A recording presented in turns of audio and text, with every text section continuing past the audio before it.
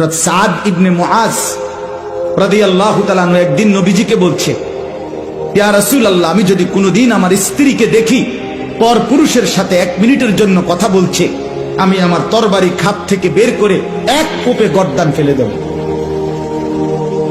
সাহাবীরা, হাদিসে আছে, সাহাবীরা চিৎকার করে উঠছে আল্লাহু আকবার কইয়া খুশিতে। আরে কইলো কি রে বেটা?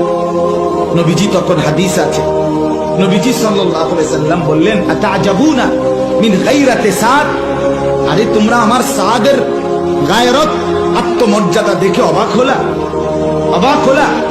তখন নবীজি বলছে, ওয়াল্লাহি আনা আগিয়ারু মিনহু, আমি মুহাম্মদ আমার সাদের চাইতে আরো বেশি গায়রতওয়ালা, আত্মসম্মানওয়ালা। এরপরে বলছে, ওয়াল্লাহু আগিয়ারু মিন্নি, আর আমার আল্লাহ এর চাইতে বেশি, আমার চাইতে বেশি আত্মসম্মানওয়ালা আমার আল্লাহ।